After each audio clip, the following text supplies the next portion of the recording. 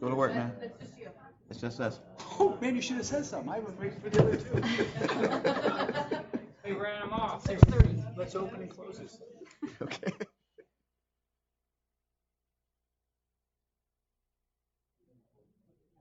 I made a note of it. I know you did. But I read about you in the newspaper.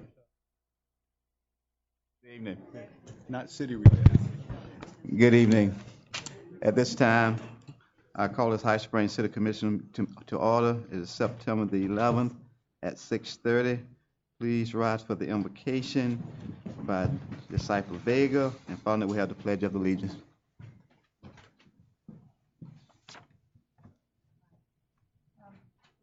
I just wanted to briefly, I looked up exactly what is invocation. And it's a call or summons, an appeal to a higher power for help, the act of invoking or calling upon a deity, spirit, or so on, for aid, protection, inspiration, or the like, supplication. So the same thing may be called by different names according to different languages. That fiery ball which heats and lights the universe is called the sun in England and America, Le Soleil in France and Quebec, Die Sonne in Germany, Helios in Greek. But there's no contradiction of understanding. Similarly, the one Supreme Lord goes by many different names, varying according to the country and the language of the supplicant. In the ancient Vedic scriptures of India, there are many demigods, officers for discharging specific duties, but only one Supreme Lord who is known by many names, according to different activities and relationships. So in the Maha Mantra, which I've passed around to most of you, the great chant for delivering the mind, the words Krishna and Rama are names for the Lord, Hare, an address to the energy of the Lord. So the chant has been translated as a prayer, petitioning the Lord. O my Lord, O energy of the Lord, please engage me in your service. So in that mood and to request the presence and guidance of the Supreme in this meeting, let us repeat. Hare Krishna, Hare Krishna, Hare Krishna, Krishna Krishna, Krishna Krishna, Hare Hare, Hare Hare, Hare Rama, Hare Rama, Hare Rama, Hare Rama, Rama Rama, Rama Rama, Hare Hare. Hare Hare. Thank you all. Before we do the Pledge of Allegiance, can we have just a few moments of silence and remembrance of those that lost their life on this day 13 years ago? Just a moment of prayer, silent prayer, please.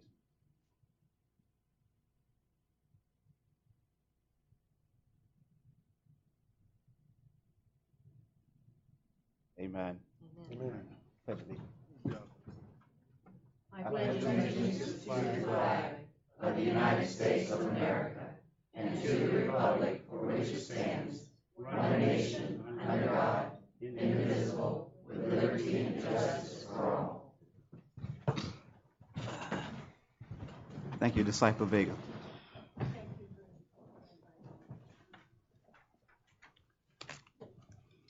At this time, Madam Clerk, roll call.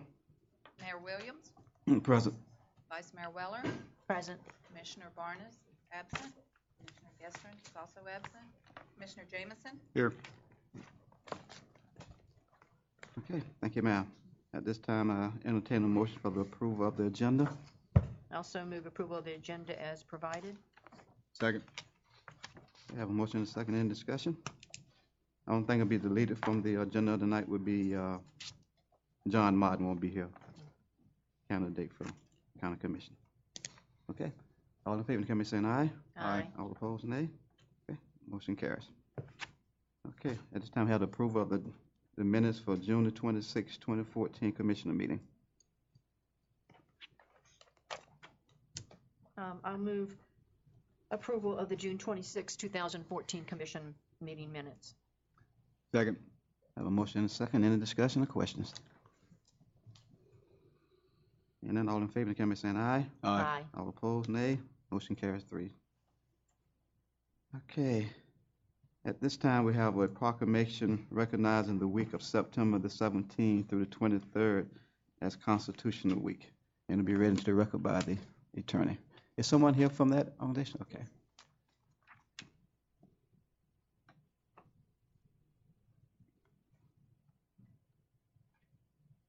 From the Daughters of the American Revolution. Is there a button there Push to the button. push? Can you turn on? There you go. There you go. Thank you, Mayor Williams and Commissioners, for proclaiming the week of September 17 through the 23rd as Constitution Week in the city of High Springs, Florida. And I might add, we both live in High Springs. I am Linda Williams, Regent of the Gainesville Chapter, National Society Daughters of the American Revolution. The other chapter member with me today is Annette Jones, our Vice Regent. The National Society Daughters of the American Revolution is a patriotic society devoted to the institutions of American liberty, and the society recognizes the Constitution of the United States as one of our nation's most sacred possessions. We firmly support the Constitution as written and intended by our founding fathers. Applicants for membership in our society pledge allegiance to the United States of America and agree to support its Constitution at each meeting of the Gainesville chapter. We each reaffirm the importance of this document in our lives as we recite the preamble to the Constitution. I have allergies, so my throat's a little scratchy tonight. During Constitution Week, each year the 4 DAR chapters in North Central Florida area sponsor a Constitution Week program with an appropriate topic. During this program, this proclamation will be read and High Springs will be recognized for patriotic support of our Constitution and its significance to this almighty nation we are privileged to call home. Thank you again for issuing this proclamation as we prepare to celebrate Constitution Week. You're welcome. Mr. Turner, could you please read the proclamation in the record? Mr. Mayor, this is a proclamation of the City of High Springs, whereas on September 17, 2014, it marks the 227th anniversary of the drafting of the Constitution of the United States of America by the Constitutional Convention, whereas it is fitting and proper to accord official recognition of this magnificent document and its memorable anniversary and to patriotic celebrations which will commemorate the occasion. Whereas Public Law 915 guarantees the issuing of a proclamation each year by the President of the United States of America designating September 17th through the 23rd as Constitution Week. Now therefore, yourself, Byron D. Williams, as the Mayor of the City of High Springs, does hereby proclaim the week of September 17th through the 23rd, 2014 as Constitution Week, and asks our citizens to reaffirm the ideals which the framers of the Constitution had in 1787 by vigilantly protecting the freedoms guaranteed to us through the guardians of our liberties, and remembering that those who have lost the rights that may never be regained. Yourself, Mr. Mayor, setting your hand and causing the official seal of the City of High Springs to be affixed this 11th day of September 2014, signature for yourself, Mr. Mayor, and attested by Jenny L. Parham, our city clerk. Appropriate motion is to pass the proclamation as read by its entirety. We need to make a motion. I'll make a motion to pass the proclamation recognizing the week of September 17th through 23rd as Constitution Week. Second. Have a motion and a second. Any discussion or questions? Hearing none, all in favor, come and saying aye. Aye. Okay. Thank you, ma'am. Thank you, ma'am. He's bringing it. Supposed to tell myself all these medals you You have. we call this hardware. Like a general sitting there or something. Thank you so much, ladies, for your work. Thank you.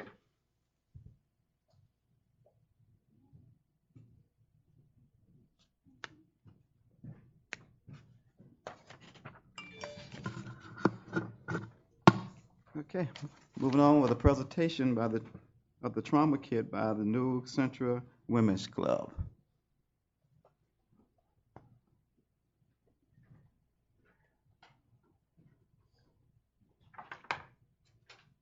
Mr. Mayor and City Commissioners, thank you so much for allowing us to come today.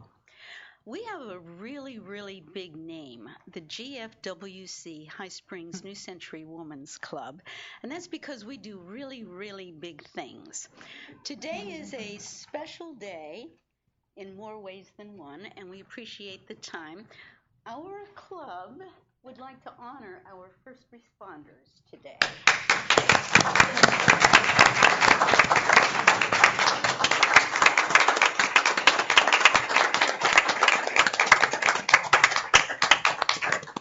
Thank you all so much. Barb Miller has been working with Chief Shepherd to provide trauma kits for each of the police cars. And I'm pleased to say that our Women's Club is giving them a used one because the new ones didn't come in yet. So we would like to present this with you, Chief Shepherd. And Barb, if you would like to present him with his certificate. This is just a certificate of appreciation for what you guys do day in and day out. So it is with pleasure that I present that to the department. You're welcome. Not to forget anyone else in this city, we also have one for the fire department. Thank you. We will present that to them at another time. Did you want to explain what a trauma kit is? Hang tight here. Our trauma kits, a few years back, were implemented into our agency by Chief Mink and Chief Toronto. And they're utilized for emergency situations in terms of someone that's been shot. And it became very popular after the Columbine shooting in Colorado, that the normal type of kits that people carry for scratches and things of that nature are not sufficient for gunshot wound victims. And so these would help in the deployment of that for citizens or a police officer that may become injured as a result of that. So that's what trauma kits are. And also, we too would like to present a reward to the High Springs Women Club. It's a little certificate. I couldn't give you the good out of jail free card. I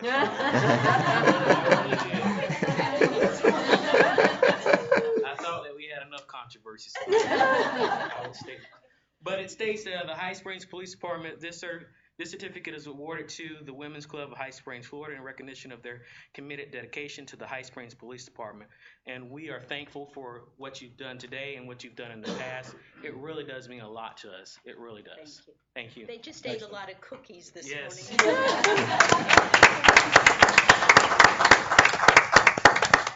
And thank you all for letting us honor them and speak before you tonight. We want to say thank you for honoring them. Thank you so much. We are prayerful and hopefully never have to use that kit.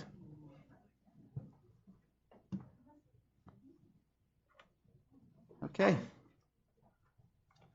Moving along to the budget. First on that is consider Resolution 2014-M. Mr. Mayor, this is a resolution of the City of High Springs, Florida, determining the amount of and fixing the tentative rate of ad valorem taxation for fiscal year 2014-2015, providing for conflict, severability, and an effective date. Be it resolved by the City Commission of the City of High Springs, Florida, as follows. Section 1, tax decrease. The tentative millage for the fiscal year 2014-2015 is fixed at 6.1326 mils, which is the current rollback rate. Section 2, millage rate. There shall be levied and collected by the City of High Springs, Florida for the fiscal year 2014-2015 upon all non-exempt taxable property within the corporate limits of the city, a tentative tax rate of 6.1326 mils on every dollar of non-exempt appraised value for the purpose of realizing a sum sufficient to fund the budget and meet and defray the necessary operating expenses for the city for the ensuing fiscal year. Section 3, conflicts. All resolutions or parts of resolutions in conflict with any of the provisions of this resolution are hereby repealed. Severability. Section 4, if any section or portion of the section has been found to be or proved to be invalid, unlawful, or unconstitutional, It shall not be held to invalidate or impair the validity, force, or effect of any other section or part of this resolution. This resolution shall become effective immediately upon its passage and adoption on the 11th day of September 2014. Signature for yourself, Mr. Mayor, and attested by Jenny L. Parham, our city clerk. The appropriate motion is to pass Resolution 2014-M as read by its entirety. Commissioner heard the reading of the resolution. What's your pleasure? Mr. Mayor, I'll make a motion to pass Resolution 2014-M as read into the record, reducing actually the millage rate from 6.1500 to 6.1326. Second. I have a motion and a second. Any discussion? Any questions? Anyone from the audience? Okay, I have a law that be read into record for Mr. Barnes here. I'm sorry I cannot attend the meeting tonight. With the recent $70,000 saving in city insurance, it is my hope that you can arrive to a decision that will start a downward trend for the city millage rate. The lower, the better. Commissioner Barnes. Okay, nothing else? All in favor, can I say aye? I'm sorry. Mayor Williams? Yes. Vice Mayor Weller? Yes. Commissioner Jameson? Yes. And that's it. Motion carries 3-0. All right. Next one is consider ordinance 2014-04. Yes, sir, Mr. Mayor. This is an ordinance adopting the 2014-2015 fiscal year budget of the City of High Springs, Florida, providing an effective date. The appropriate motion is to pass ordinance 2014-04 as read by title only. Okay. Commissioner heard the reading of the ordinance. Discussion or consideration?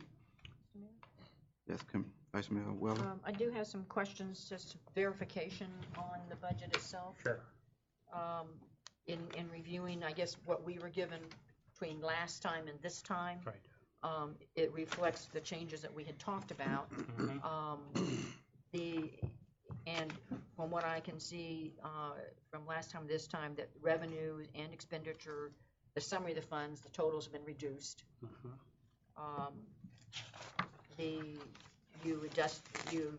You adjusted the different charts that were handed out to reflect that. Yes. And I think part of that was because some of the revenue was adjusted downward. Basically the ad valorem, from what I can see. Yes. Correct? And you also reduced the expenses by 75%, I'm sorry, by $75,000 for the insurance. Right. So that went into contingency. Right. And our insurance liability was reduced based upon action that we took at the last meeting. And I'm just going through this because I want to make sure that it's on the record as to what the changes were. All of this includes a 4% across the board increase for the employees. It does. Additional expense for insurance for the employees. Correct. Actually bumped up the number of employees. Prior year, we had like 29, and the insurance we did bump that to like 47. Let me just make a sarcastic comment on that, if you would. You trying to tell me that more employees actually signed up for the insurance because we're providing them a better insurance? Well, they haven't signed up yet, but that's what the expectation. Yeah. So the fact that we're giving them we're providing a better, they're actually going to sign up for it now. Yeah. Yes. I've contained myself too long, folks.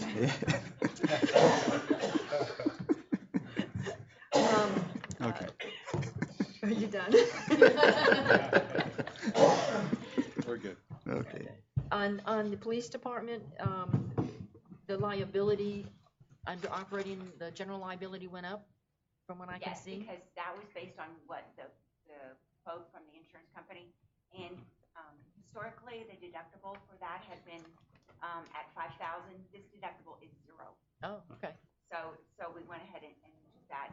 Also in the police department, there was some adjustment on the salaries. I had left a sergeant position out, but they're also, was offset by, the note section. The debt, right. I was It gonna went bring that down up, because right, they were, went down.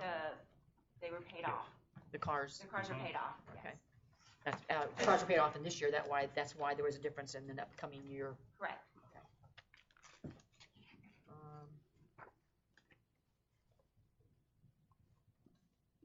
I was looking at the public works cemeteries and the salary was reduced for some reason, I don't recall. The salaries, yes, we moved down, and Okay. based on what David had told me, that we had a whole position, we only needed a half.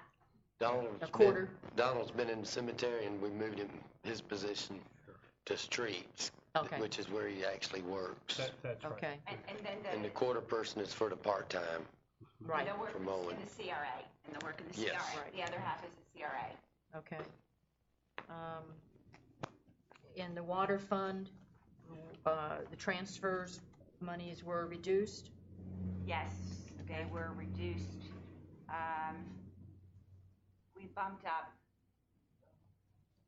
water, that was, you're right, they were reduced. I believe it has to do with, the bumping the salaries a little bit. Mhm. Just moving that and making sure we had all of that in contingency, for the 75,000. Okay.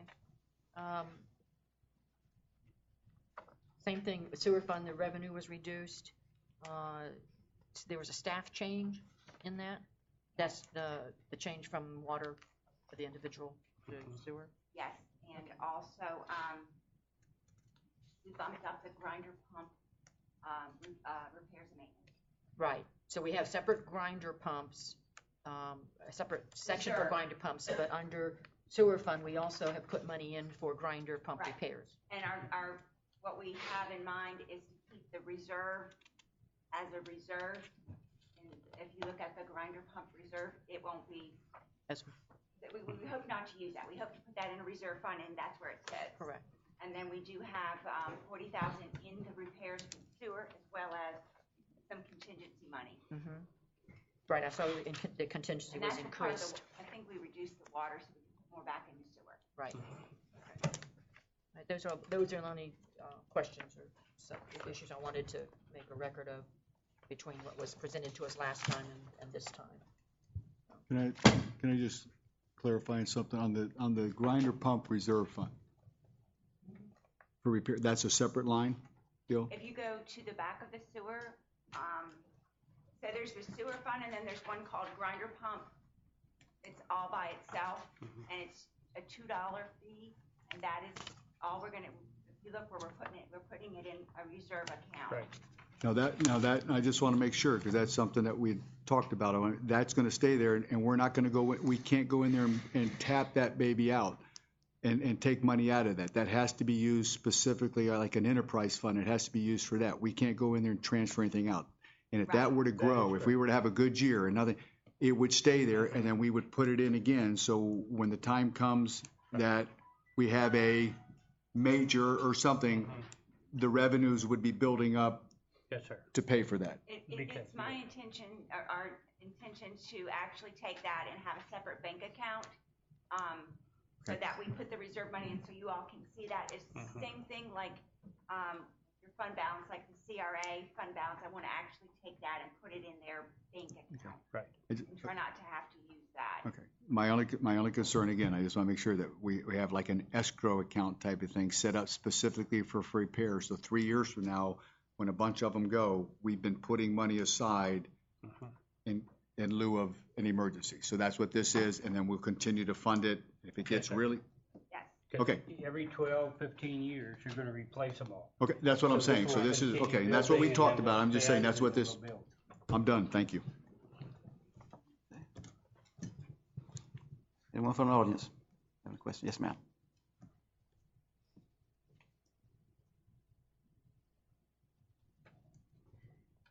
Jerry Langman.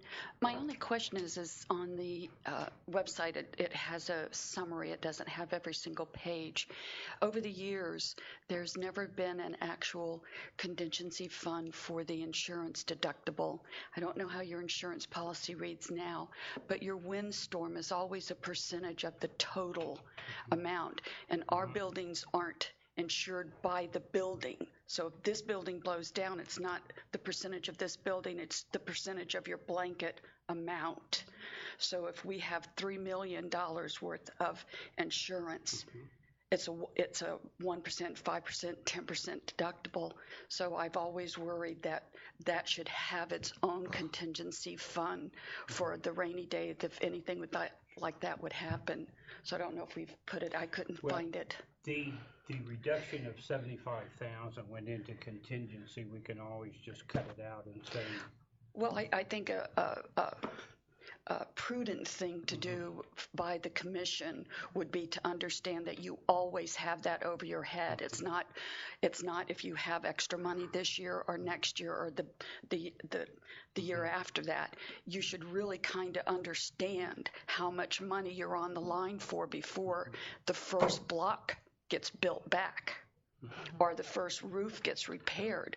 That first 1%, 5%, 10% is on us. So it would be a real stretch if it was a very large amount. So I would really like the commission to address that in the future, to start putting that aside. It's prudent. Thank you. Yes. Can we get an idea down at a future meeting as to what that is?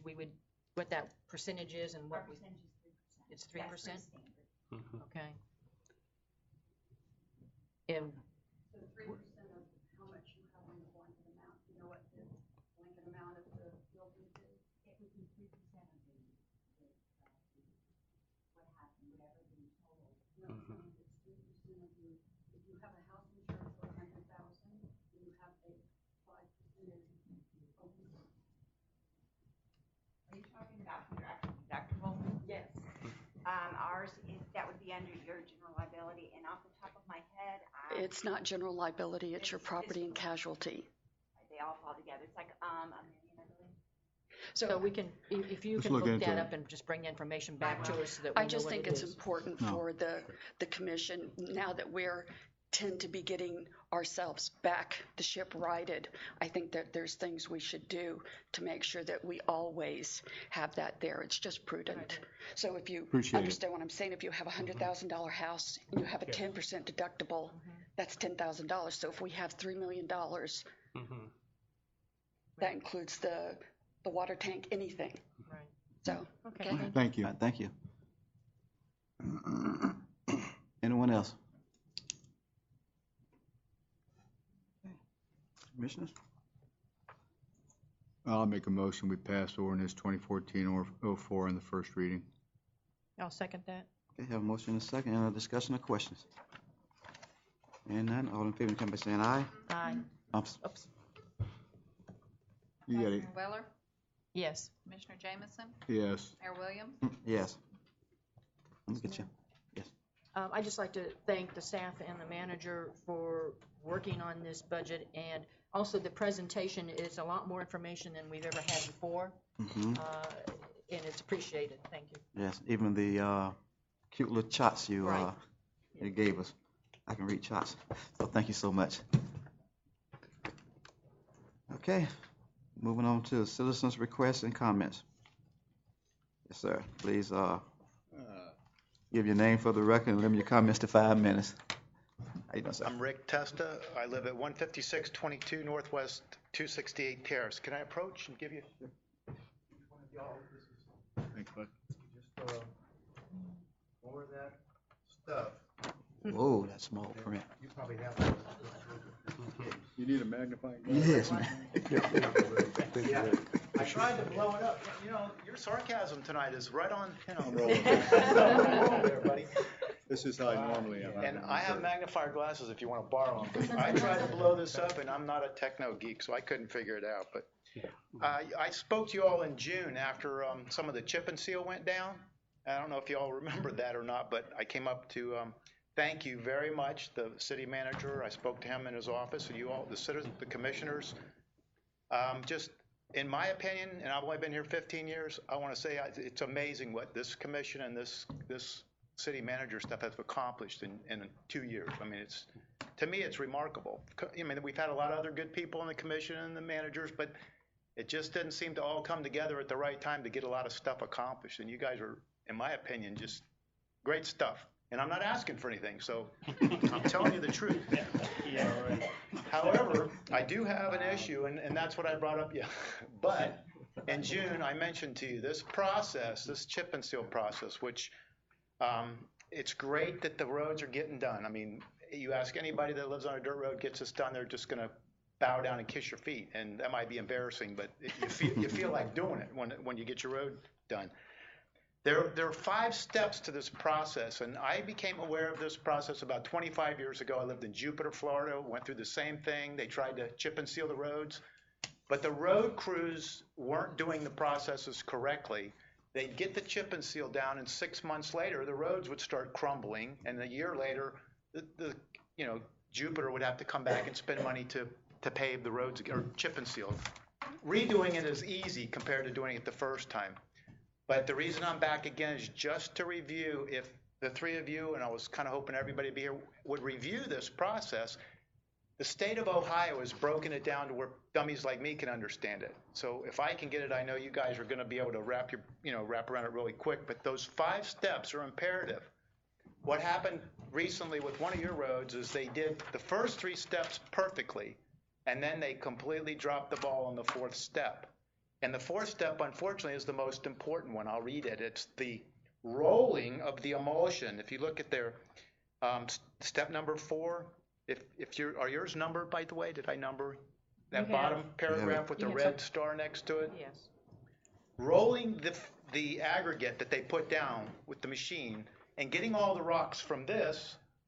All the rocks look like that when they first lay them on the ground. They're sticking up everywhere. And then they bring the rollers in and flatten it out. It usually takes 2 or 3 days to get it completely flat. Once it's flat, water doesn't stand on it. Car tires don't break up this stuff in pieces and make it roll all over the place. It becomes flat. That makes the road last longer. Number 4 is the most important part of this process. I don't know if the city manager agrees with that or anybody else, but I've experienced it for many, many years. If you do it right, it'll last the time that the engineers tell you that the chip and seal will last. It'll last 7 to 12 years. If it's not done correctly, it's going to end up costing you money and the taxpayers' money. So in closing, I would like to make one suggestion tonight. When I come in, you've noticed if you hear me, I identify a problem and try to give you a solution, at least from some layman's terms. The solution right now, I think, in High Springs is to get David Benton. Is he still the utilities supervisor? Oh, hey, there he is. Here, yeah. There he is. I spoke to him personally here a while back, and I don't know him well enough to ask him, has he really studied all 5 of these steps, and does he have the time in his schedule to go out and supervise after step 1 is done, and they move on to step 2, and then... What Strickland, really, he is the supervisor in the county. Yes, sir. He told me that the next time they do it, he will be out there to watch. There you go. To make sure that it meets all county standards. That's all he would tell me. Yep. He didn't tell me exactly he was going to do it this step. Yes, sir. He does have this information. Yes, sir. And I did bring it to his attention. I agree that I think, from my observation, they did a pretty good job, but they didn't sweep it at the end. They left a lot of rock there. They should have swept that off. And that's the 5th step. Sweeping it's very important, but the 4th step is more critical than if you don't do the 4th and the 5th one, then it just starts crumbling, which it's doing. And a couple of the commissioners have actually gone out there. I mean, I know you all have, and looked at it and go, son of a gun. There's getting to be water pockets, and the aggregate is getting, it's like crumbling. So I'm still thrilled to death. Thank you very much. But you've got a lot of road that you all are paving right now, or chip and sealing right now, the process. And if you just stay on top of it, it'll save so much money. But thanks a lot again, and thanks for letting me come up. Thank you for bringing some information to us. Thank you. Thank you. Mr. Booth, I'm just curious on this deal, you know, the proverbial like warranty type of thing. I mean, the county does it. Is there a certain time period that, Well, if they start crumbling soon, we'll certainly get them out there. Keep in mind that if the county votes for the 1 cent sales tax, then we'll put an inch of asphalt over all these roads, because they're already prepared for it. A good inch will, then they really will be happy.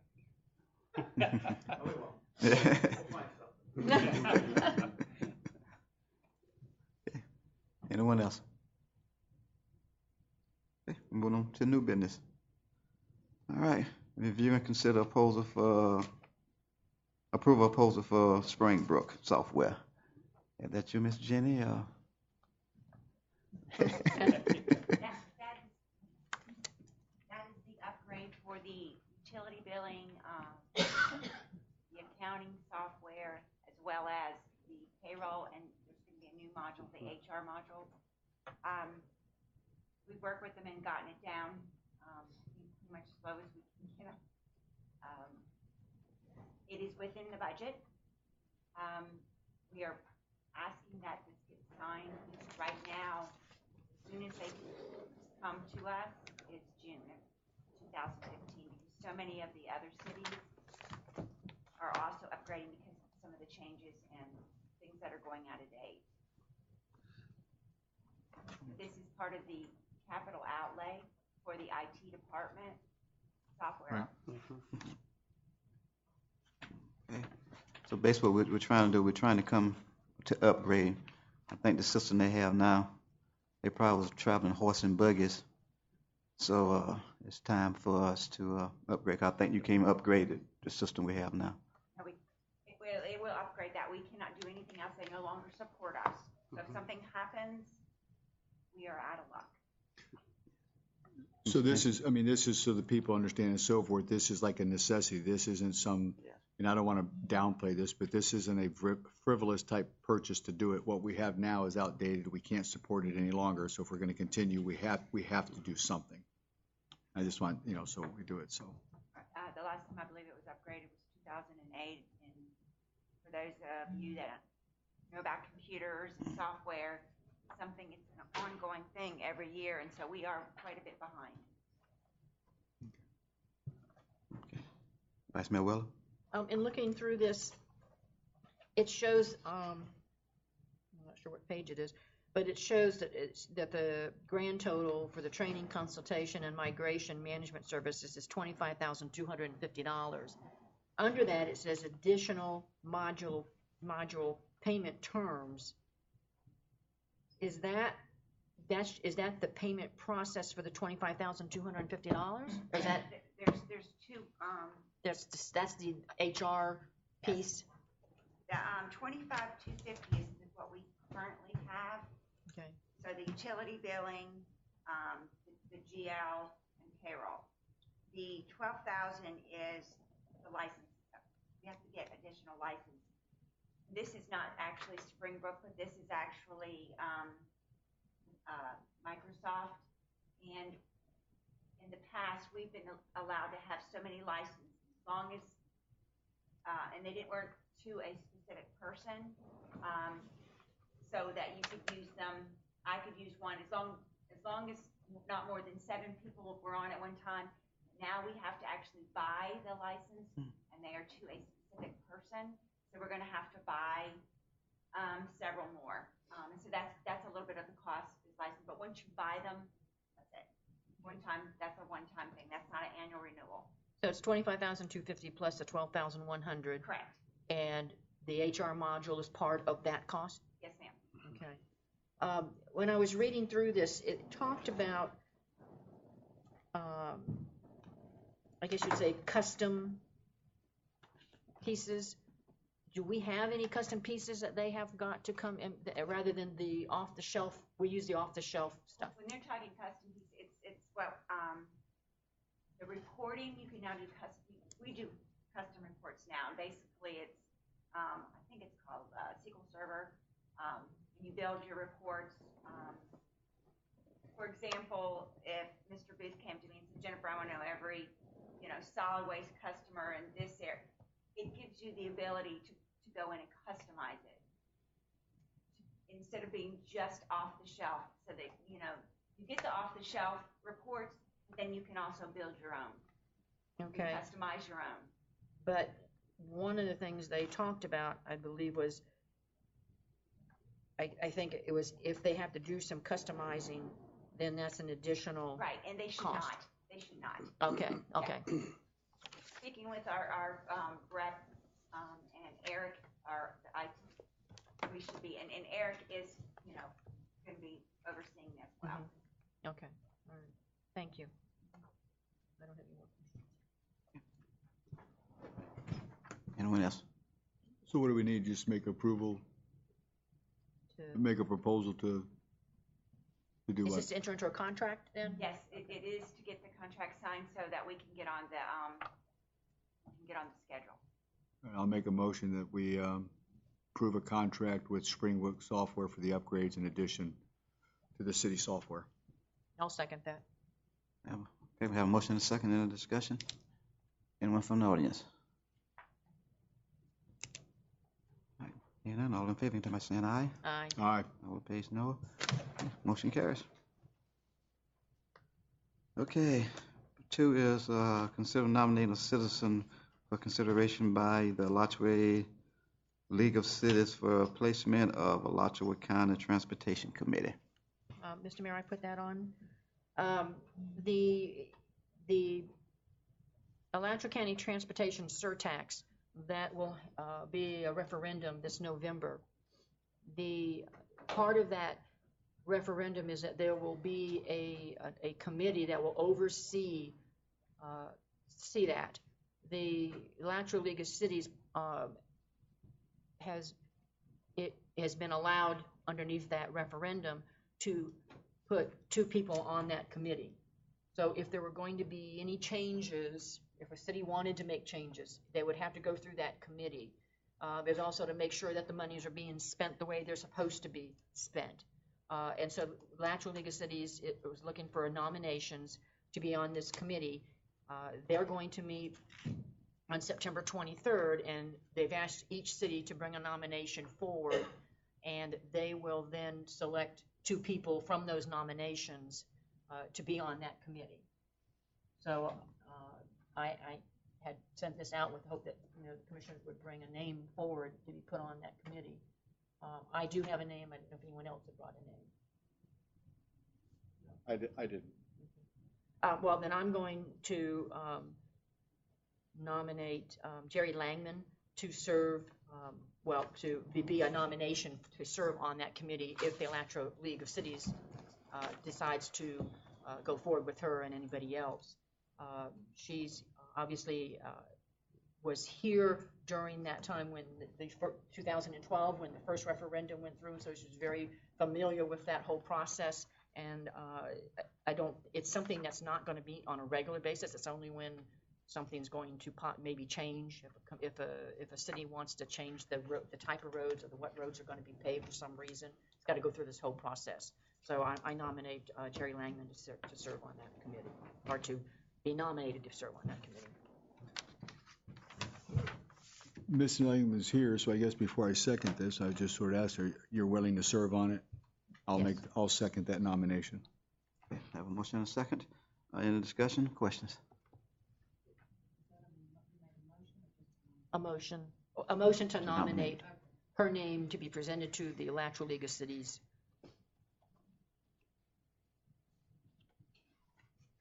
Okay. Enough, all in favor, indicate by saying aye. Aye. All opposed, nay. Motion carries. All right, moving on to item number 3. Thank you. You're welcome. Review and consider approval of the contract with the city attorneys. Mr. Mayor, as you know, we came on board a little over a year ago, and since that time we had a proposal that we submitted, and we've operated under that proposal. I think one of the things that came up in a recent meeting was to have a specific written contract. We've accommodated that, and that's before you this evening. And if there's any further discussion, we can certainly have that and go over the details of the proposed legal services agreement. I think it accommodates the existing relationship that we have with the city of High Springs. And if it's approved, then there would be a motion to approve the contract and bring it to vote.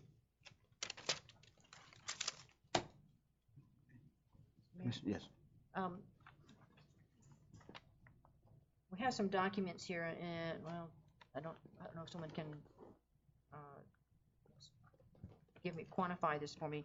The non-routine legal services as of, I guess, through a certain month, through August. Do we know what that dollar figure is? Ms. Parma, you know what that is? There should be a copy up there. I believe the total printout for non-routine services, add the last bill that we got on there, so it's $99,000. That's what, okay, I see it, 99,000 on that. So that's non-routine that we've paid out so far. Yes. That's through August. Through August. Okay.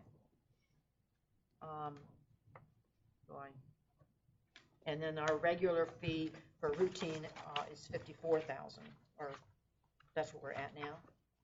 59,000. 59,446 dollars.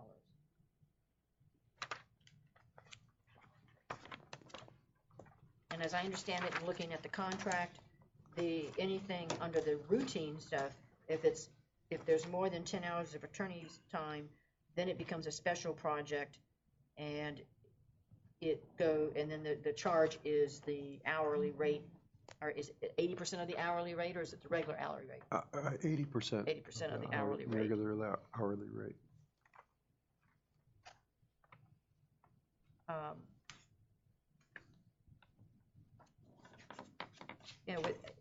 First of all, before I get into anything else, I think that Bowles and Walker, they've done a great job for us. They've cleaned up a lot of stuff that's been sitting out there that needed to be cleaned up. I'm not sure I'm ready at this point to approve a contract tonight without going through this a little bit more in detail. For that amount that we're at now, we're at $160,000 for attorneys. So we could hire someone, full-time staff attorney. Now, whether we would get that kind of experience and what that would be, I don't know. And I don't know, Mr. Attorney, this $99,000, it's cleanup, but I don't know that we have any way of knowing if we're going to be in that same kind of bucket again during this coming year.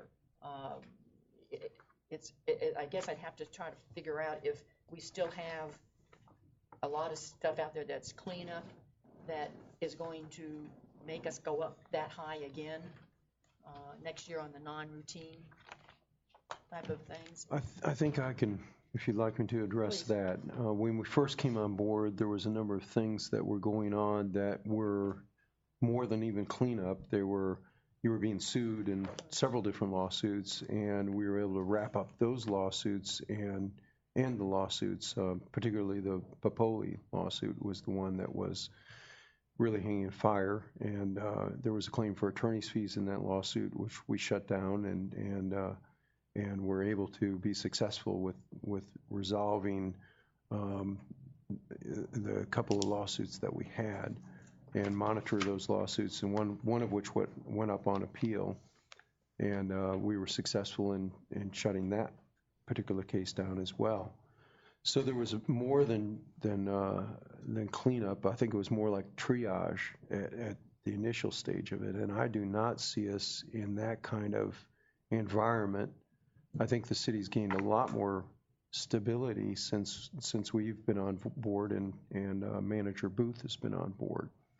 There's another element that I think, or really a couple of elements that are out of ordinary for this past year, one of which was your PBA negotiation. When we stepped into that particular situation, it was in a very difficult posture, and I think now we're in a position where it's very close to fruition. There was the potential that it was going to go to grievances and litigation, and that is not the case. We're close to resolution. Next year we won't have PBA negotiations, theoretically. And it's doubtful, I think, that we will have that. I think that the goodwill we've built with the PBA through the negotiation process would mean that the next negotiation probably will go much smoother as well. So I don't think there may not even be attorney involvement in the next negotiation, may roll over as far as the contract is concerned. The other thing that I think has been problematic is we're under lawsuit right now with North End. There's threatened lawsuit with Capital City. We've got another threatened lawsuit with High Springs Hills. That's work that was done years ago with developer agreements that are very, very hard to interpret what the intent was on those agreements. We're endeavoring to work to resolution on those agreements, and I think we are very close. That's under my report, but we're on it right now, and I think we can talk about it. The North End lawsuit, there's a proposal that I think is acceptable to staff, very close to being ready to go, and we were hopeful that we would have at least that lawsuit resolved at this juncture at this meeting. And there's a proposal by North End for a resolution, which is very close, I think, to we're not far away from what our position is, and in that instance, we'd clean up the agreement and make it very clear as to what everybody's rights and responsibilities are. And out of the woodwork came High Springs Hills, the actual corporation that had the other developer agreement with the city or the other party to the agreement, which had been assigned to Capital City Bank. And in that instance, now they're demanding funds, and that kind of unhinged the settlement that we had to end the lawsuit with North End, or at least it delays it. So that's a fairly complex situation. I don't know that we're going to be able to get to resolution immediately on that, but we're hopeful that we can do that and tie that up by the end of the year. In fact, we're trying to set a mediation with all three parties to sit down with the city and come to resolution absent continued litigation. So that particular matter is in, I think, in the bucket of cleanup work from work that was done prior, and hopefully we won't be in that kind of situation as well. The other thing I think that you're seeing is that I think we're becoming more stable in our employment situation, and I think that's resolving, and I think there's bumps along the way that we've had, but I think the more stable you become, the less likely that you will have litigation on those things. And the hope is that we're dealing with just the simple monthly retainer, and maybe we have some other miscellaneous things, but the thing I think that the agreement specifies is that we go to your city manager and say, look, we think this thing is going to go on beyond a 10-hour time frame. It's going to devote where there'll be substantive city attorney work on this. And so it kind of refines what is retainer, what is non-retainer, so that as on a go-forward basis, he can say, well, you know, what are we looking at here, Scott? What's the anticipation? And our mutual hope is that those things are going to dissipate and go away. A couple of things. The rate, the 10 hours, is that inclusive of all the attorneys? In other words, if there's two attorneys working on a case, one spends 5 hours, one spends 7 hours, are we now into 2 hours over the 10 hours, or is it 10 hours per attorney that works on the case? Well, no, it's not per attorney. Well, it's the cumulative effect. In other words, if we have Courtney working on one thing, I'm working on another thing, then it's devoting hours in our law firm towards a project. So it may be that we're now, if we are both sitting through a meeting, and what we try to do is do courtesy fee reduction on that. So if I'm there and Courtney's there, then on your billings, then there's a provision that says professional fee reduction or courtesy fee reduction, something along those lines, to accommodate that situation so that we're not both billing at the same time for the same project. If we're both working on different things, then we may bill for that time. But if we're both sitting in a meeting with your manager, then we don't bill for both attorneys' time. But you're saying that if you're working on two different things, but it's the same case. That's then, right. Then it's your hours plus the other attorney's hours added together. Correct, Okay. correct. Is it, and this may be to Jenny, I don't know, can we get, is it possible to pull out anything that we've ended up paying over the 10 hours? Yes, ma'am, we can go back and look at their bills and try to figure it out. So we could get a list by case and maybe what those number of hours are that we're over? Because I don't have any idea if 10 hours is a reasonable amount of time to be, before you go over the 10 hours, I mean, that you would spend on a case, if that's an average or what, I say we can. I'm not sure. I'd have to look at their statements to see if it's broken down that way. If not, you may have to get it from their office. Okay. Either way, we can get that information. It's not broken down that way.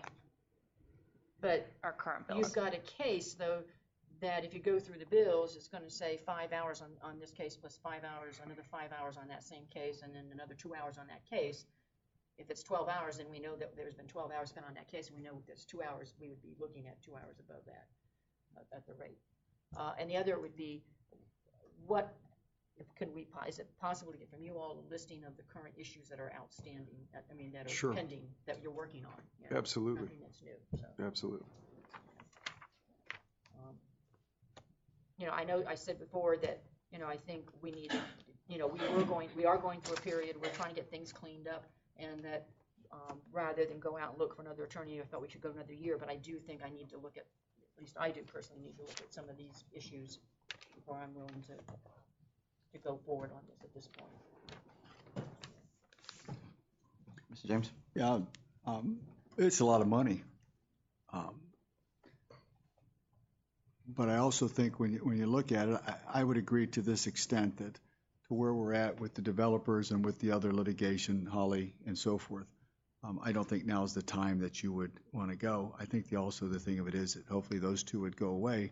I guess my question also would be along these lines is I know you all do other cities, and I would assume that we're an anomaly, and at least I would hope we're an anomaly and not the norm. It's getting better. And I'm being facetious, folks, but I'm assuming that your other cities aren't paying you $100,000 in litigation, that they don't have the same issues or lawsuits. I say that for the hope that once these things, which I would classify them as commission caused, that basic decisions, that with the proper management, that hopefully those type of issues would not present themselves, and therefore you would not have to utilize your talents to keep us out of trouble. So while I'm going to sit here and say it's a lot of money, I also understand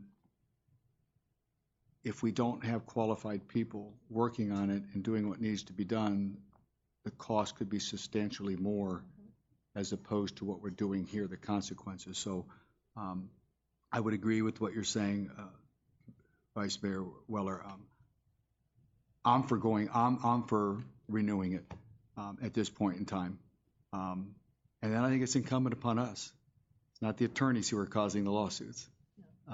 Then it's incumbent upon us to behave and listen to the experts and do what needs to be done so we don't get into this position and then have to be bailed out later.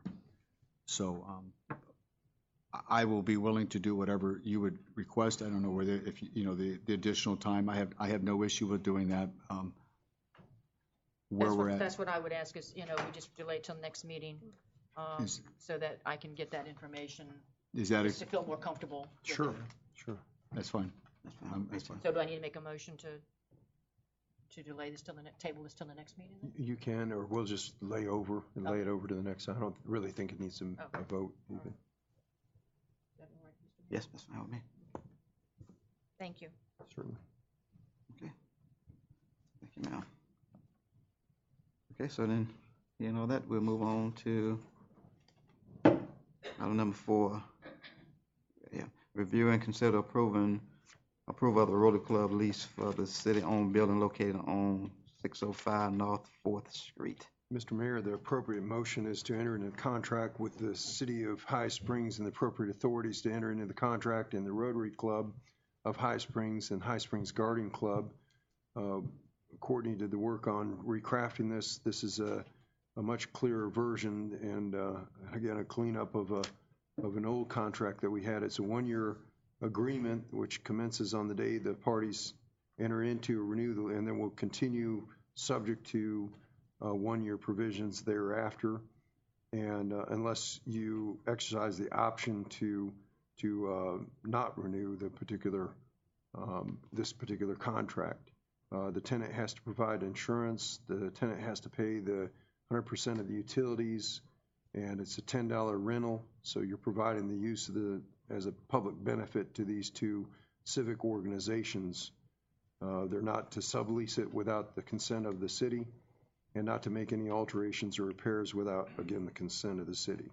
So that's the summary of the agreement. There is a termination clause if there's 10 days notice if there's any part of the agreement that is violated, and then the city gives notice of 5 days, and then it can be terminated if the default is ongoing and continuing.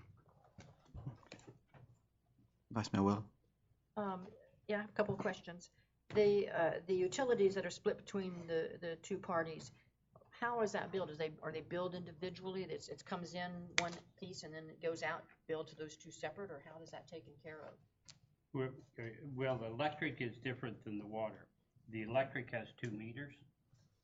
The water has 1 meter, and the cutting of the grass is strictly up to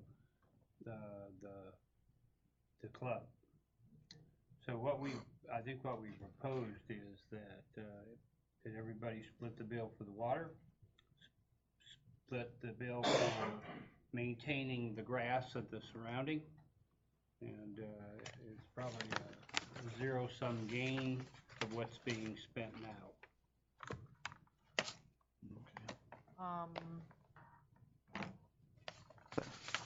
Okay. I'm sorry.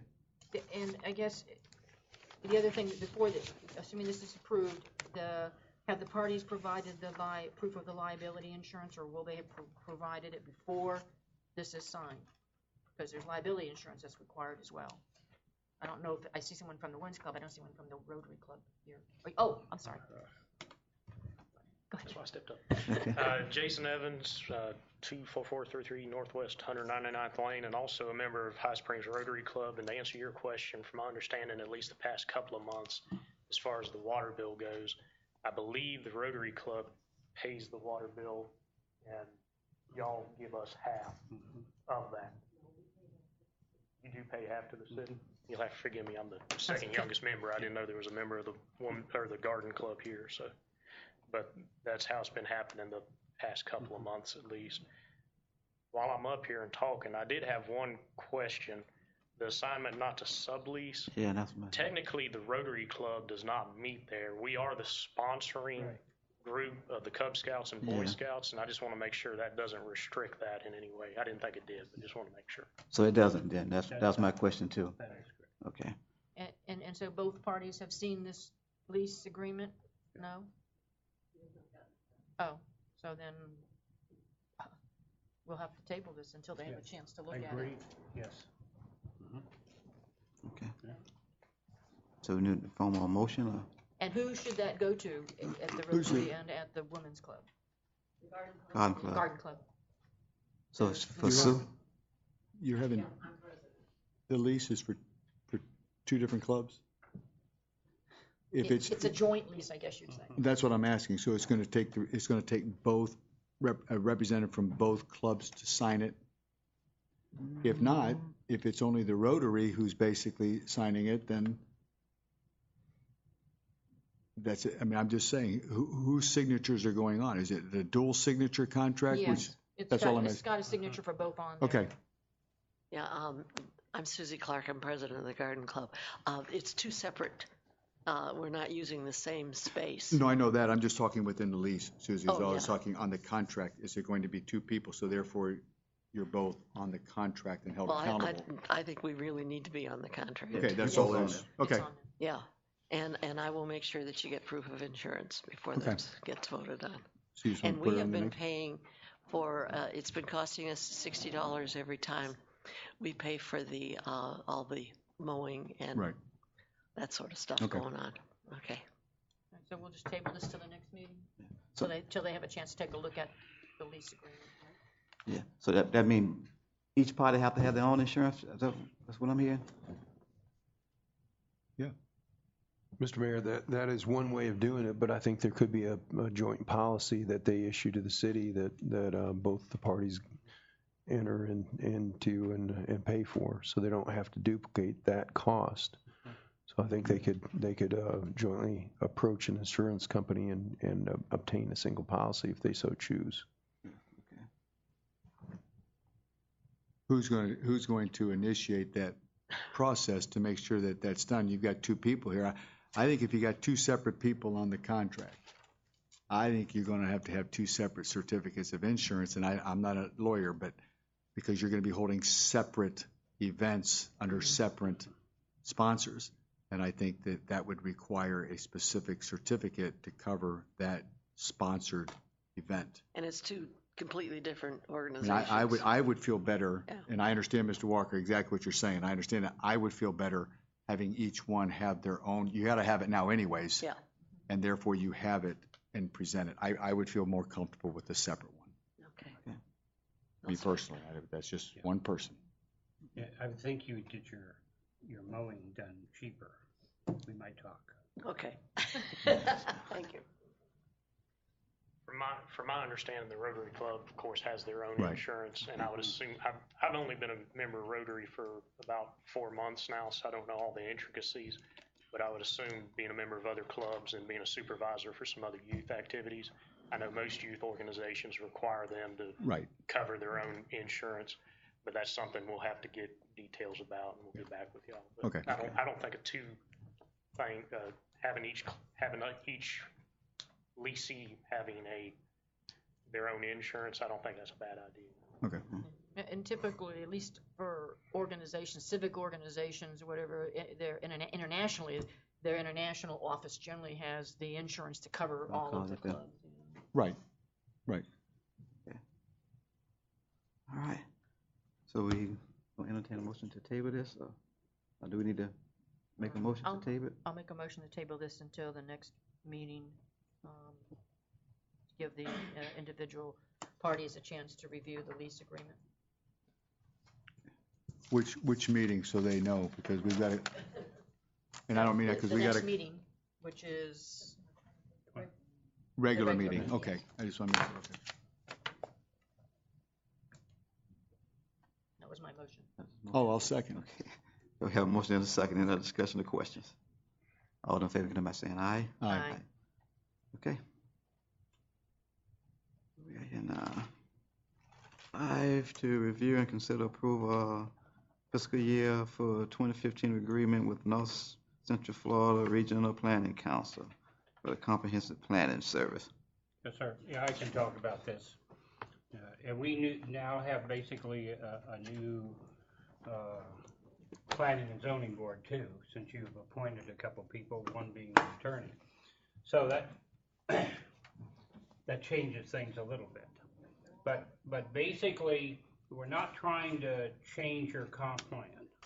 What we want to do is take out the ambiguities and simplify a few areas. And I'll give you an example that came up at the last planning and zoning board. Had to do with the variance. Apparently, we give one type of variance for all 3 categories of residential. Some of them are on acre and acre and a half, still have a setback of 7.5 feet. It'd look pretty stupid to have a house on a 5-acre lot right up to 7.5 feet. So we need to change a few things like that. Also, we need to add in our categories many of the types of businesses that aren't covered. For some reason, we have a lot of businesses that have been excluded that are normal businesses. And it doesn't show up in any of the types of zoning. And so we need to go and just tweak the whole plan, basically, take it, and the best group to do that is the regional planning group, which are our planners. And for a reasonable amount, which is $10,000, they'll do all that work.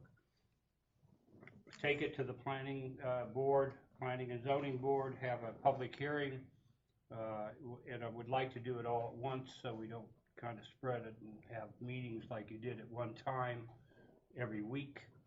So we have it all at once, have public input, bring it to the commission, have public input, and then move on from there. Mr. Mayor? Vice Mayor Well. It seems the price that we're paying, the $10,000 for this contract, for the work that they're going to be, seems to be pretty reasonable to me. So I will make a motion to approve the agreement for fiscal year 2015 with the Florida Regional Planning Council, an amount of $10,000. I'll second that. I have a motion and a second. Any other discussion? Let me just make sure on this thing, when this thing's done, along with that, with this deal here, this $10,000 spent. That's it. You're gonna have this Really nice. and I understand, but I want to speak to the two commissioners right here. That's been a major issue with them, that the planning, that this code enforcement thing, that's what this is going to achieve. Code enforcement? No, planning, the zoning thing, so forth. Comprehensive plan. Yeah, that's what this Land is going to address, because I know that's a major issue. I just want, they're not here, I just want to make sure, so. Right. Okay. You're gonna get it done. Yeah. Well, the Regional Planning Council's going to I get get it. Yeah. No, I know that, I'm just saying, I just want to make sure that people understand that that's the deal, and this is why we're doing it, That's right. that's all.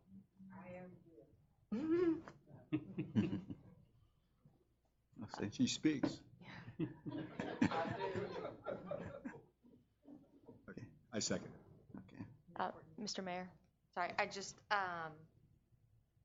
before we sign this, there is at least one provision I would like to add to this contract involving public records. And that's just a standard item that we put in all of our city contracts now when we're dealing with outside parties who are going to have city public records, and they'll be accountable under the Sunshine and Public Records laws, just like we are for that. Fine. Do I need to amend my motion, or just to in the approval of this contract? And just have that provision added in. Right, That's I'll amend the motion, that the provision for public records availability be added in to this contract. Second. Any other discussion? Anyone question from the audience? All in favor, anybody saying aye? Aye. Okay, motion carries. Item number 6, schedule workshop to discuss the High Spring Police Dispatch. Mr. City Manager, I guess that's you. We've had to make some changes on our workshops. We had one scheduled for the 23rd, and then one scheduled for the 26th, I think, and then we're having to change that. One, I won't be available, and I don't have all the information yet. The part of the dispatch information I don't have is the changing of the names. I've requested a letter to specifically outline when they're going to require us to do it, whether we change the dispatch or not, and also in what manner they're going to do so. They're putting that together, and I haven't gotten it yet to look and review. So we have put the alcohol question on the 23rd, and then we need to reschedule for the dispatch. Well, I see on this calendar that you gave us, there's something on there, you propose October 16th. Is that sufficient time to get the information? Yes, it is. I would certainly hope so. I would just like to make sure that, and I don't mean to be, I'd like to make sure that we actually get this, that the information is provided. And I want to make sure that people understand it on this deal, and I sort of put this forth, and I don't want to, this was not Mr. Booth who put this forth, I did. I just want the information put out to where we can make an educated decision. So I have no issue with October 16th. I know there's a time frame. I'm not looking to ram something through, so I hope people aren't doing that. I'm fine with October 16th. I just want to make darn sure that all information is presented so we can make a decision if need be. I'm fine. I'm okay with the 16th. I would just request that we do contact the other commissioners too to make sure that they're available on the 16th. Because I know I will not be available for the one on the 23rd. But that's just one commissioner. If all the others are going to be there for that, then that's fine. But I'm okay for the 16th for the dispatch workshop. Okay. So we'll schedule it for then. Is that the deal? If it's okay. Yeah, that's fine with me. Okay. I'm assuming, I'm assuming, Mr. Booth, that at that meeting that the appropriate personnel, outside personnel would be invited to answer questions. Mr. Godwin, for example, from 911, and anything that those people would at least be invited to be here to answer questions? I will invite them. I'm not sure because of the reception they've had in the past. I understand. I'm just saying, but an invitation will be given, and I understand that. Okay. Thank you, sir. So October 16th, 6:30? Tentatively. Okay. All righty. Moving on to the city attorney's report and updates. Mr. Mayor, we already talked about the developers agreement, so I think you're up to date on that. On the cafeteria plan, Courtney has information that we do in fact already have a cafeteria plan. I think we're waiting on the insurance company to present that for us to the city. Yes, they said that they'll send that over to the city, and they will be here next Wednesday for open enrollment anyway. And so they said if the documents haven't come into the city by then, they can help the clerk. I think one of the things the auditor said is that you have to have that on site, and so we're waiting on the insurance company to give that to us, so we won't get dinged under the audit. That's my understanding of where we're at. Yes. Okay. Madam Clerk. We do actually had passed a resolution for the cafeteria plan through AFLAC. So we actually have a copy of the resolution, which I had presented to the previous finance director to give to the auditors, but I don't know what happened with that, but I can get a copy of it too. Yeah, I think the auditor had a copy of the resolution. They just wanted to see that we actually had a copy of the plan as well. The next item, C, the condemnation process. I believe that was a meeting that I was not here. Courtney was here. There's some talk about codes enforcement and condemnation and hazardous buildings, dangerous lands, code, that sort of thing. Most every city that I'm aware of, and we recently did a little survey around the state on dangerous building, hazardous lands, and most cities do have a like provision. And basically, the gist of it is that under the dangerous building hazardous land code, if there's noxious weeds and vermin, snakes, that sort of thing that are attracted, you can go in and mow that property and then bill the property owner for that process. Then ultimately, the code enforcement can assess a lien against the property. Now, there's some controversy as to whether or not you can actually foreclose on that lien as a special assessment at some point down the road, particularly if the property is homesteaded property. And so there may be relief, there may not be relief in certain instances, but it certainly can create problems for a homeowner that allows for those kind of things to happen. Dangerous buildings is a little bit different situation. Typically, if the building is unsafe, there's not being inhabited, then it's not going to be homestead, of course. And typically the situation is if the building is more than 50% dilapidated such that it needs to be knocked down or destroyed, then a lot of times what we've done in the past is we've said, look, homeowner or property owner, if you allow our fire department to do prescribed burns, and we work out an arrangement with the property owner, then we can clear the property, clean up the property, and get rid of the dilapidated building or the dangerous building. So there's ways for us to work with a property owner to get those things done. And that's a process of working hand in hand with your code enforcement provisions and your officer, and hopefully getting it knocked out.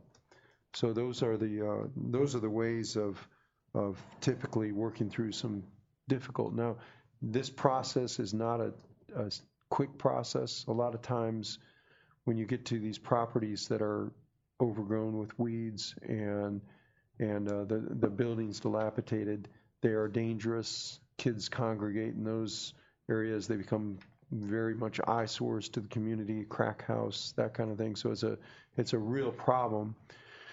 The thing that we've seen is that those properties are what we call heirs property, that somebody's been there and died, and it's intestate. So the next set or generation, you might have 5 kids or 9 kids or however many kids in the family.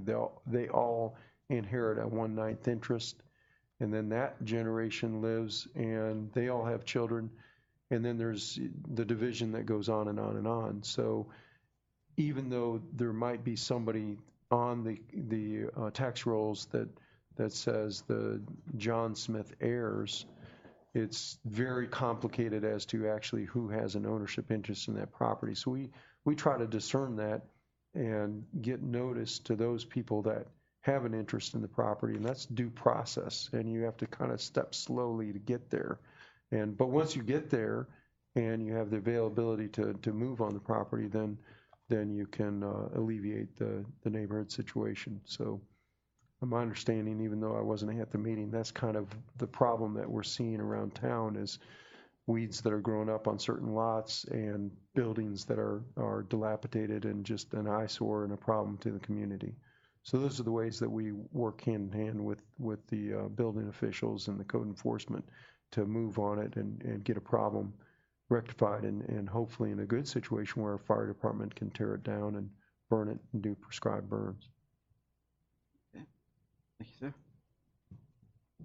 Last item on the list is update on reduced utility rates for nonprofit organizations. Courtney did a little bit of research on that as well.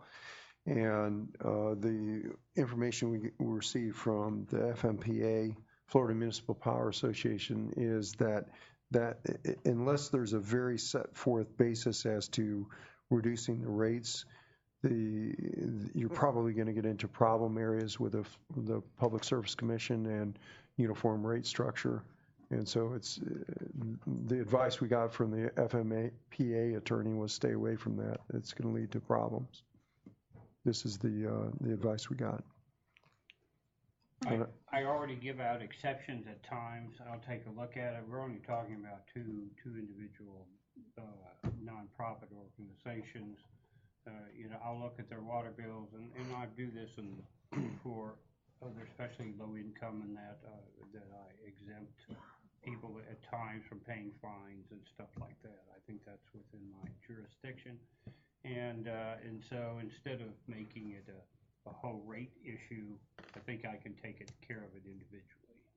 And I'm sorry, Mr. Attorney, they said what kind of problem? They said be careful about setting rates for, you're going to have to be uniform and apply it across the board, and just be careful because you can't set rates for one entity and not have a rational basis as to why you're setting the rate for that entity and not for another.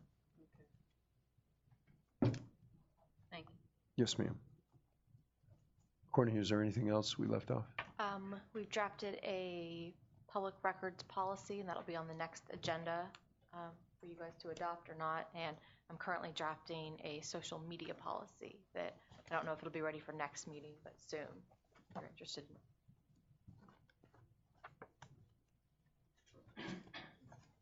One of the things on the public records policy is that the general gist of it is that you appoint one person to be responsible for responding to public records. You have a go-to person, that there be training for all city employees throughout the year, that everybody at least attends one training, all your employees and of course your upper level management staff. We intend to put on some of those seminars, and we will be here to do so. And that's within our retainer work that we do for you all. So that's one of the things that's on the agenda for before the end of the year. Okay, thank you. That it? Any questions from the attorney? Okay, Mr. City Manager? You bet. I'd like to talk about solid waste, or as we call it in the business, garbage. Anyway, I am now putting together a letter for the approximate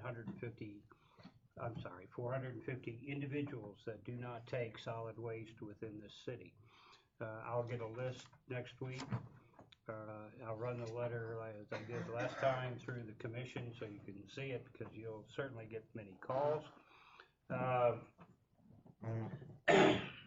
already had a meeting today with WCA, and once we send out the letter with the date, WCA will take out the containers and put them at each individual.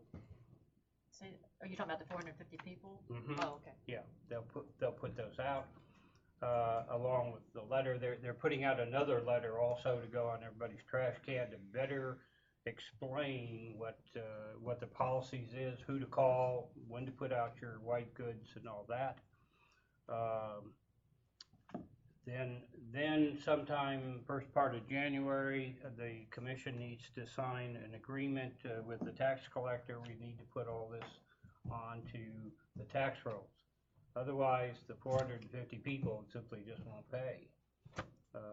And so if we put it all on the tax rolls, it takes a year to collect everyone's garbage bill, but then you'll get it all at one time at the end of the year, and it'll all be paid. We won't have the $70,000 owed to us as is now. And so that, I'm sure that makes one council member happy. I'd like to talk about streets for a minute. Have a little bit of a problem. You have a small map in front of you. Excuse me, but I flunked second grade drawing.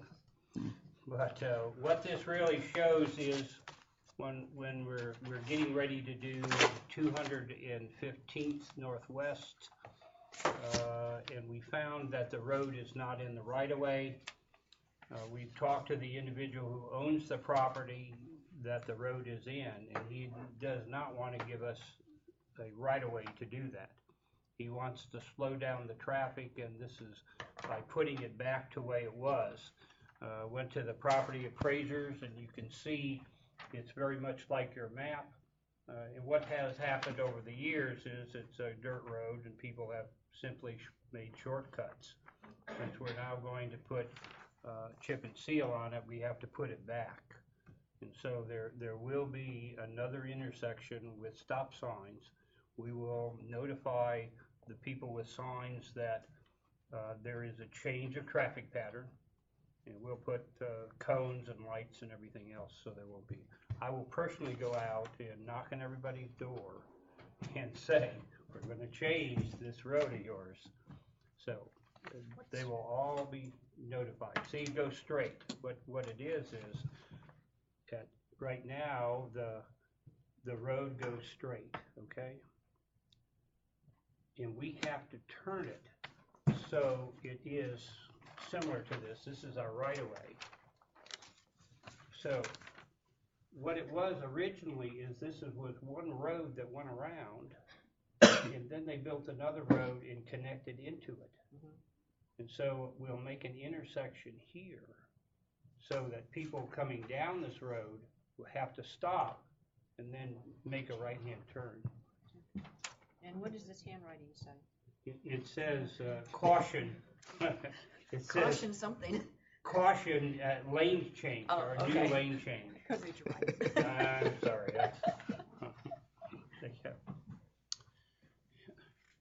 A graphic art certainly is mine. I flunked that in second grade. You got it? Okay. We use the old-fashioned kindergarten gossip. Okay. All right. Anyway, so people will probably not be happy because they love to fly down that road, and now they'll have to stop, and so I'm sure that they will have comments. When I say we, David and the county, we all went to the individuals to try to get a right of way, and absolutely not. Yeah. So, and that's it. 222 is being done as we speak. We'll get complaints that people are now flying up and down that road. It's gonna be a racetrack. We will, the gentleman over there in front of the computer will certainly take care of that and will station some of his. Warn somebody. Yeah. Right. Indeed. Mr. Jameson? Well, I'm hoping the Gators play better Saturday. Yeah. If they play. Thank you. You're welcome. Unfortunately, I have several things. Okay. I think and before you, I think it was placed before you, Senate Bill 536 study. Yes. And that really deals with stakeholders and a study being conducted, a comprehensive study being conducted on the expansion and use of reclaimed water, stormwater, and excess surface water. And there's going to be a stakeholder and public input meeting on October 8th in Live Oak, and I would like, if the manager has the time, to attend that. Because obviously, we're right in that area, and we could be affected by this, and I think we should have input into it. So, I'd like to let everyone know, it's a bit far, but on September 15th, which is a Monday, next Monday, the Alachua League of Cities is putting on a candidate forum in Archer at the Archer Community Center, and the candidates that are going to be that have been invited to attend include the Florida House, the U.S. House of Representatives, and the County Commission Districts 2 and 4 individuals that are running for those seats. So if you're interested, maybe we could have this put on the website so if people are interested, need the information, they can get that. Also, there is, and I'll give this to the manager, there's October 19th through the 25th is Florida's Celebrate Florida City Government Week. I don't know if you've seen this, but there are different things that can be done. One is to invite citizens to spend time in different departments of the city to see how government works. There's also a lot of stuff in here, that suggests what you could do with maybe the youth council, with the schools, and there's also a sample resolution to support it. So I'm going to hand that over to you, if that's okay, to take care of, maybe. And the other thing I have to bring up is I'm going to ask that I'm going to put on the next agenda. It's an issue that's come up as a result of our closing of 13th Street, where Mr. Peacock, who has access to his property from Post Springs Road, and we looked at that, has indicated that he was never made aware that this was going on. Now, I understand that we did all the proper notice in the paper and that type of thing, but I would like to take a look at, I guess, the legislation that we have as to what's required, what's required for notice, to see if we may want to consider changing that where that individual gets written notice. Because if you depend upon it being in the newspaper and the person seeing it, that's not going to happen necessarily, especially in this rural area. And I know that you met with Mr. Peacock. Went out there. And that there's maybe a possibility of working this issue out with maybe Mr. Palmer. Excuse me, I thought I turned. For possible easement to be allowed. But what I really want to look at is for the future, and maybe if we have to take a look at it, see if we need to change the notification requirement. So I'm going to ask that be put on the agenda. I'll write something up and send it to Jenny for that. I did also talk to the attorneys. There is another major problem, and I agree that maybe we can relook our policies, but at the beginning of 13th Street, there is a trailer or a house that's right there in the right of way. So it's not a matter of being able to redo it. And so there's a whole issue with that whole thing. So even though when we closed it, there was a trailer on that road? Yes. Old house. There's no house on that right of way. But that's not the house though that was, well, we can get into it later, but. Yeah. But I know that lady came and was concerned, but I thought the road was behind her house. No. The actual road go through her. Yeah.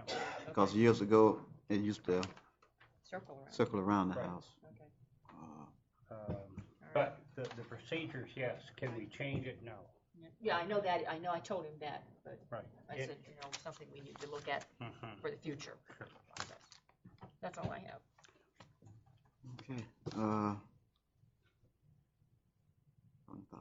Start writing stuff down. Okay, I did mention about the October, we can get together on that. Yes. And especially with the library, I spoke with them already. They might put a display up for us and whatever. Absolutely. And maybe I was gonna get with the principal at the school. Maybe we can have a meeting with the kids can be involved and see how city government work. Sure. Yeah. Something like that. And I was gonna get with because they do teach civics out to middle school. I think 8th graders now. I was gonna get with that teacher and see can she bring a class or something we can do to let them know what's going on during that week. I think this one's for you, Courtney. You remember a while back when we was talking about there was a confusion about Douglas and First with responding for emergencies? This is the ML. MLK, yeah. Yes. And Ginger, we have to provide notification to everyone, individual notification to everyone along those streets. And so Ginger has compiled a list for me of who those property owners. So we just need to get notice out to them first before it can come back to you. Okay. And I guess it might be you checking too, Mr. Manager. Now, Washington, some say it's closed and some say it's open. It's closed with trees and everything, but it's still a road in that same area. Cause really where, I don't know if that's where Miss Gloria property is, that really wasn't the road years ago. It supposed to went past the house and then came on out to the road. Sort of trails. Yes. Right. So, because the guy was asking me the other day, because he was telling me that his address now is Railroad Avenue instead of Washington. So I'm just wondering if that's going to be a confusion if somebody was to call 911 and he said he on Railroad Avenue, but then it's still Washington. So, yeah. We'll look at it. Yes. Now, 911 has changed some addresses. Yes.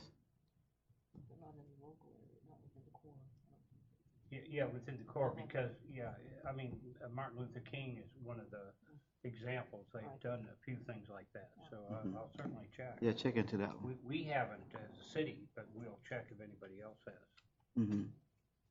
Okay. I guess David gone now. I know we've been talking about this for years now. Street signs. Some of the street signs in town is just, you can't even read them.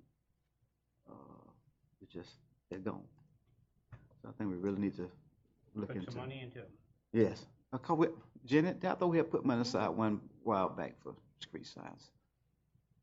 We did a few years ago, but then they did an extension of it that we don't have to do it right away, so we're just waiting until we have to do it. You mean that then rename another street? No, I'm talking about actual street signs that have been destroyed. Yes. Need to be replaced. The ones that need to be replaced to be reflected, yes.